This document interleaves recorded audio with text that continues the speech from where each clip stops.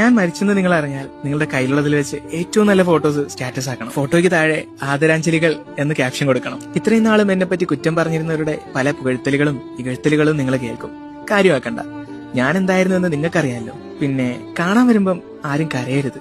നിങ്ങൾ കരയുമ്പോ ചേർത്ത് പിടിക്കാൻ എനിക്ക് പറ്റില്ലല്ലോ. വീട്ടുകാർ ചിലപ്പോൾ കരയുന്നുണ്ടാവും. കഴിയുമെങ്കിൽ അവരൊന്ന് ആശ്വസിപ്പിക്കുക.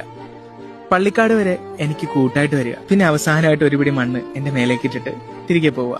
എന്നാലും ചിലരുണ്ടല്ലോ, ഞാൻ മരിച്ചതറിയാതെ പുതിയ പോസ്റ്റുകൾക്ക് വേണ്ടിയിട്ട് എന്റെ സ്റ്റോറികൾ കാണാനായിട്ട് കാത്തിരിക്കും. പതിയെ അവരും മറക്കും.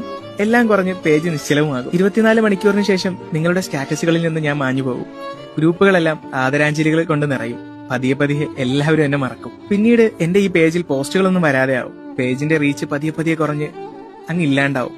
പുതിയ പോസ്റ്റ് ഒന്നും വരാതെ ആകുമ്പോ പലരും അൺഫോളോ ചെയ്തും പോകും. വീട്ടുകാര് 7-ാം ദിവസവും 41-ാം ദിവസവും പ്രാർത്ഥനകൾ നടത്തും.